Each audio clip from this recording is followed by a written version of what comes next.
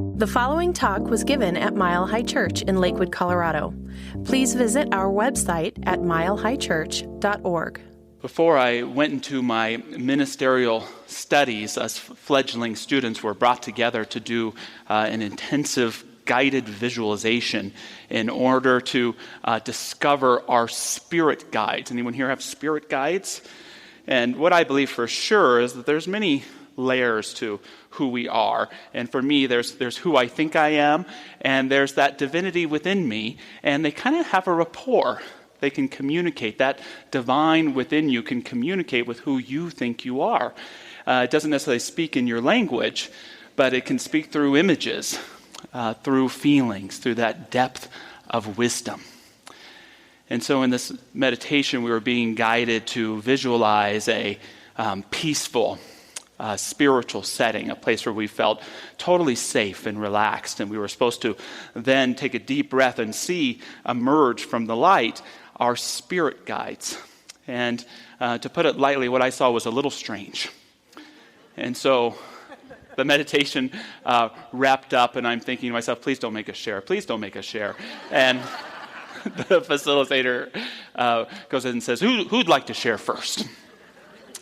And so we're going around the room, and some people have had some very powerful experiences. Someone saw Jesus, someone saw Mother Mary, someone saw an ancient Buddhist monk, someone saw their great-great-grandmother that they had never met, but they experienced them communicating with them. And the facilitator turned to me and said, "How about you, Josh?"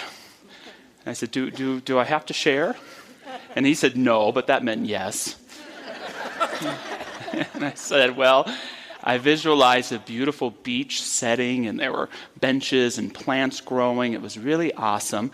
And then who appeared out of the water so stunning and so large was Gumby. The beautiful green claymation figure of my childhood. Interesting. So did Gumby say anything to you? Yes. Do you want to share what that was? No. Well, come on. Yes, Gumby looked at me and he said, "Just be yourself, Josh."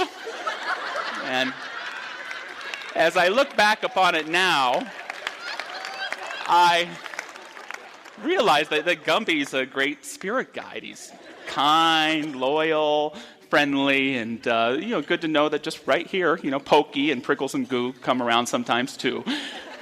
But it's incredible how the divine can seek to communicate with us through whatever means our mind is open to understanding. And that's what I want to talk about today, is how to better hear the divine when it calls us. Something I'm calling today the Divine Commotion, which in short is really about the call to develop an inward life, to go within. And you want to heed the divine commotion when you're feeling a lot of surface in your life, but perhaps not a lot of depth. When you have a lot of pleasures, but not that inward deep joy. When you have a lot of plans, but not that whole sense of gratitude for your life. That's when the divine commotion is coming forward. And for me, the divine commotion doesn't speak to us in a loud bang. It doesn't speak to us through exterior means, or if some have called it the cosmic 2x4 that's supposed to wake us up to our spirituality. But for me, and I can only share from my experience, it speaks with a silent yearning, a kind of quiet ache, with this kind of feeling of a slight emptiness, but it's different because it's not really empty. It's based upon this fullness of being. And of all the callings in our life, I feel the divine commotion is not only the most important one, but it's also the one we fail most to heed, that we fail most to understand, because too many of us, we interpret this divine commotion, this silent aching, to develop an inner life as an empty hole that we have to fill through exterior means. I know what I need to do. I need to build a greater status in my life. I know what I need to do. I need to work harder. We get caught up trying to fill this void, buying more stuff, or creating unhealthy habits, unhealthy eating, unhealthy drinking, unhealthy relationships, all to cover up the call. We don't do it on purpose, but that's what happens.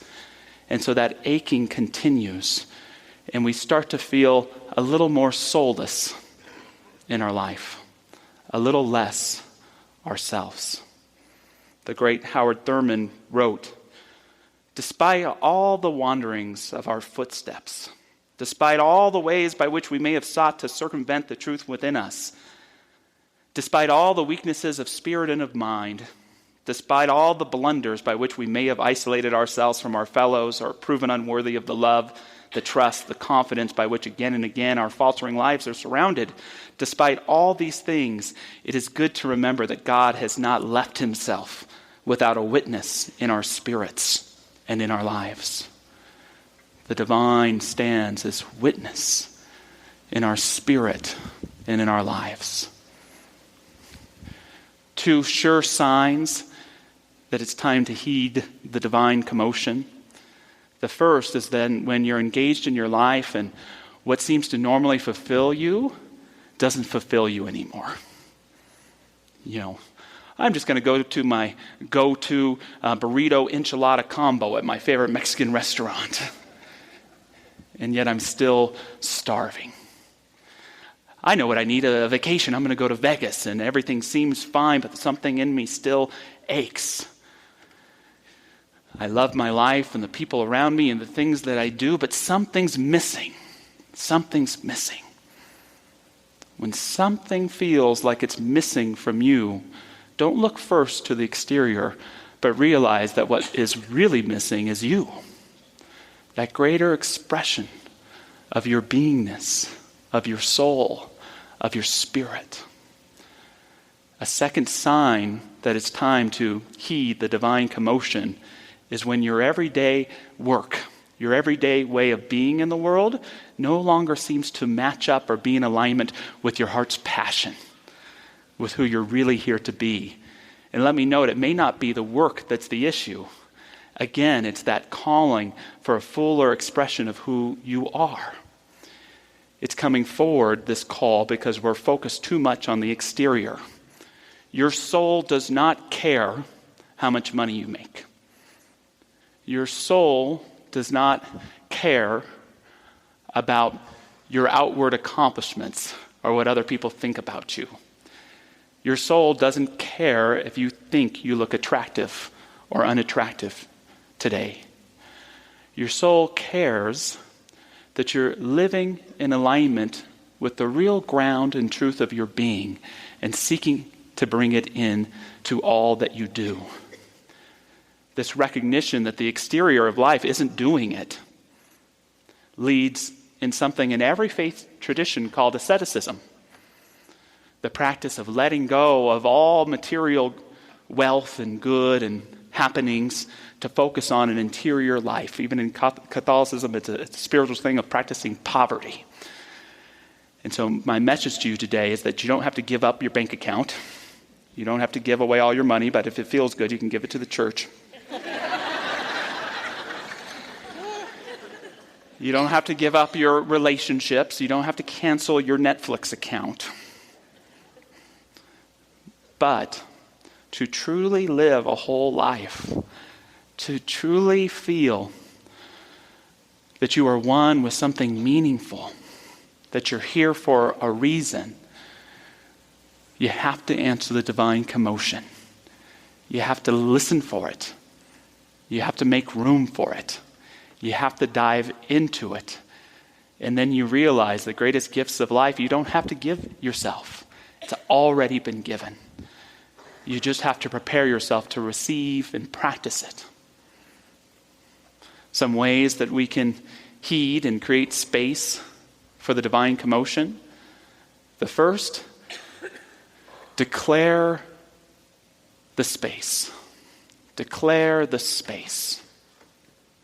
How many people have a meditation room or a sacred space to them that they can go to in their homes? It's a wonderful thing to be able to have, to say that this space is only for my spirit. It's not for anything else. It's not for being on my cell phone. It's not for watching TV. It's not for making plans. It's a space where I recognize and declare that the sacred is present here and I'm present to receive and experience it.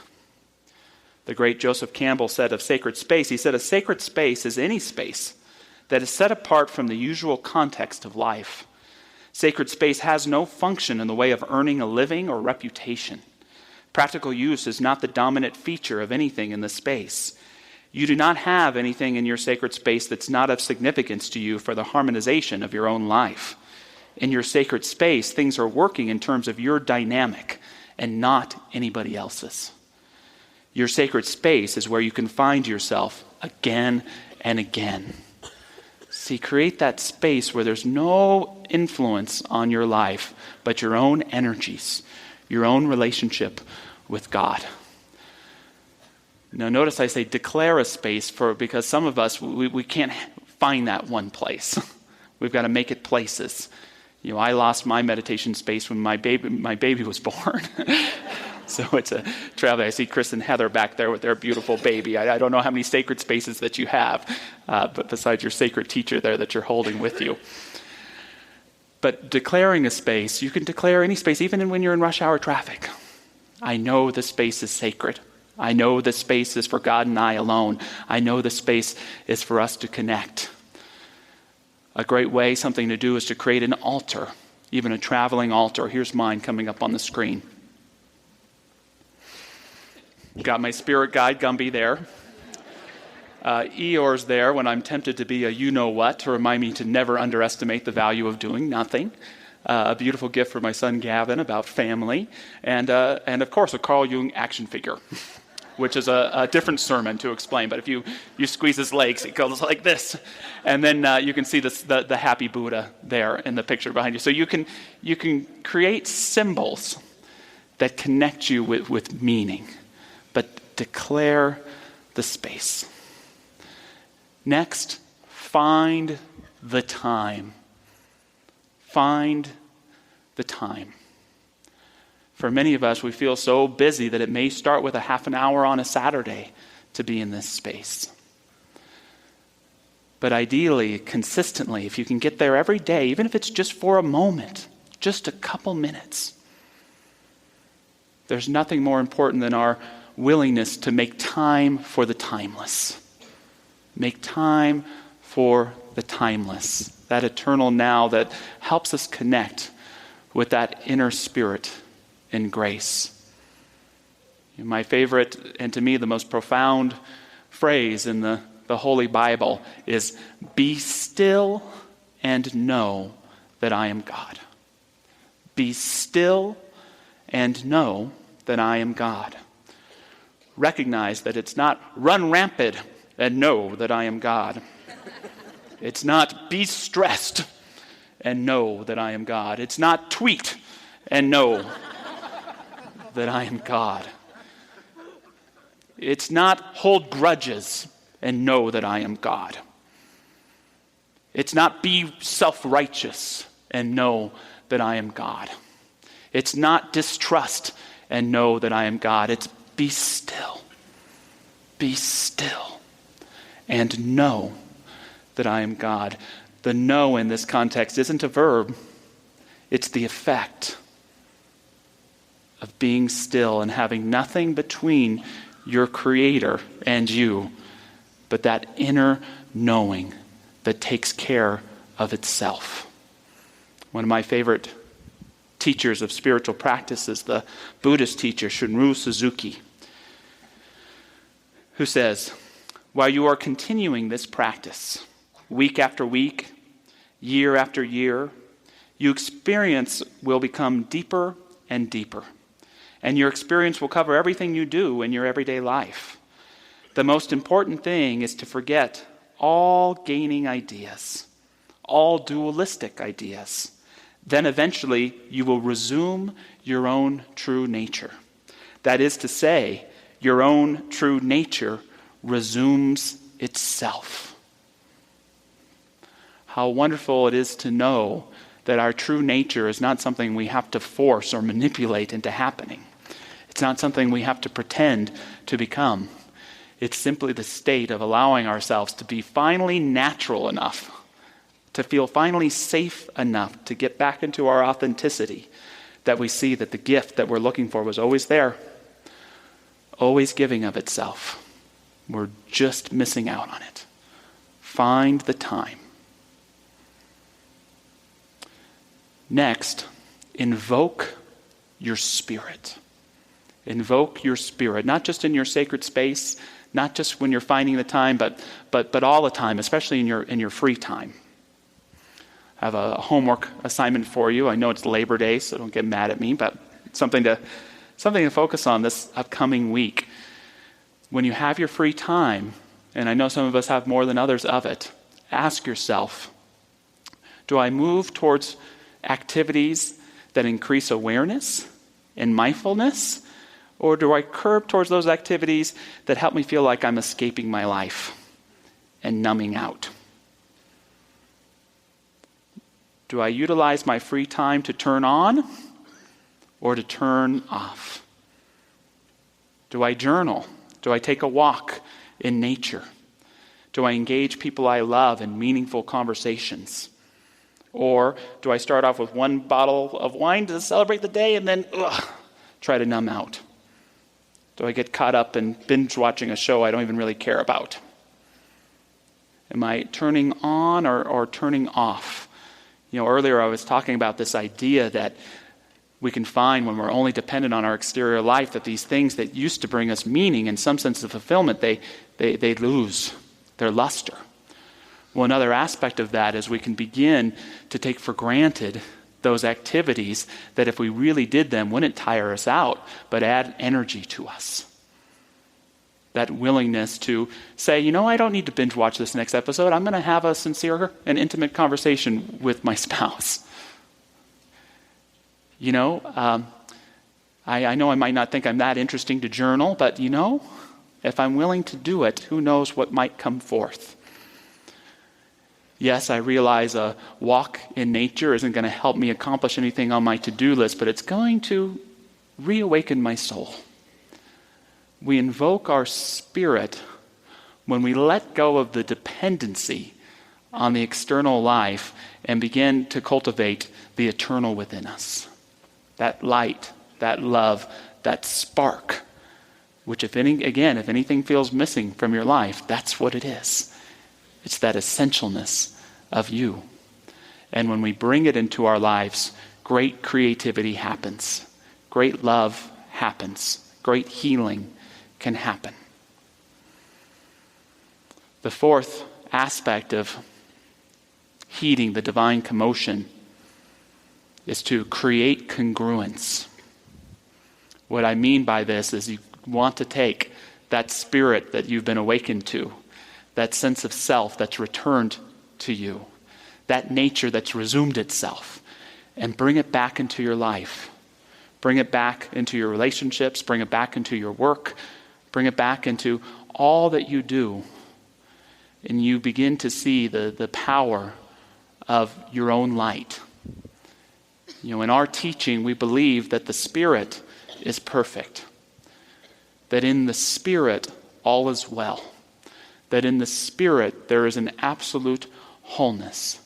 And yet we are not so naive to recognize that in everyday life, there are challenges and trials and turbulations that so many of us have gone through and are incredible people, not because of those things that have happened to you, but in spite of them. When we bring our light to our lives, we begin to do the divine's work. We begin to turn those dark moments into light. I love something that St. Francis said. He said, all the darkness in the world cannot extinguish a single candle's flame.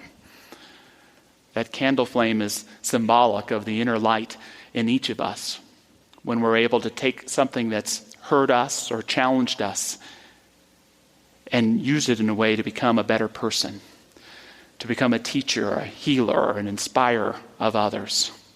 Just one small example of this today, someone who I really admire out there in pop culture is Henry Winkler. Henry Winkler is also known as the Fonz, Arthur Fonzarelli. Kind of get, hey. And maybe I admire him because he grew up like being the coolest guy in the world to me. He can snap his fingers and make the jukebox turn on, and Al Steiner, it's incredible. And now you see this incredible, loving man who's been a successful actor throughout his life and just won an Emmy last year. And he says, I live my life by two qualities, tenacity and gratitude. Tenacity and gratitude. Tenacity to keep me going forward, and gratitude to keep me from getting angry along the way. Tenacity and gratitude. And Winkler lived a very challenging life because he didn't realize until he was 31 years old, when he took his son for some testing, that he himself had lived his whole life not knowing he was severely dyslexic. He couldn't read, and he had to hide that. His whole entire life, he felt stupid. He felt not enough. He felt not worthy. He spent the majority of his high school years grounded by his parents, not knowing what was wrong with himself.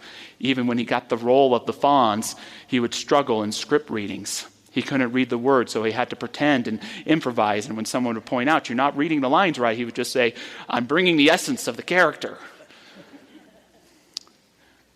But recognizing his challenge, loving himself anyways, taking care of himself today, not only is he a successful actor, he's a successful children's book author.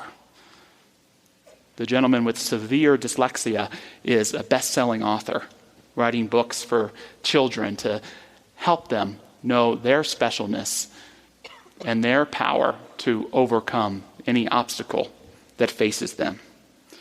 He shares of his experience, it gave me fight. It gave me understanding that it doesn't matter. There is not one road to get where you want to go. There is your road. Such an important aspect of bringing our spirit into our lives is not get concerned with what someone else's path is, but to blaze our own trail. It's to not get concerned with what our next step is, but to trust in that spirit to guide us there. To realize that the most creative tool in your life, no one else can give you. It's simply the awakening of that inner spirit within you, which can help transform and uplift this world all around you. One more sharing from Howard Thurman, who shares, in many ways I am getting acquainted with myself. Always I seek a deeper understanding of my true self, the very core of me. What I would be and am not yet reassures me.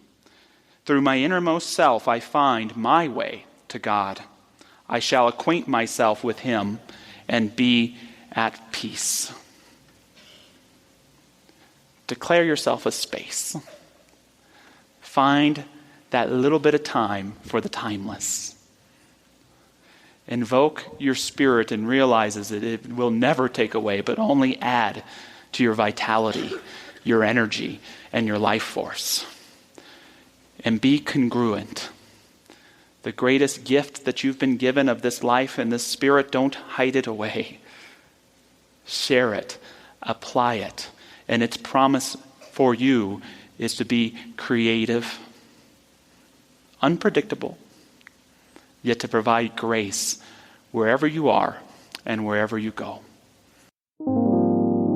Thank you for listening to the Mile High Church podcast. This podcast is made possible by the generous contributions from listeners like you. If you'd like to make a donation, text 720-230-1404 or visit us at milehighchurch.org.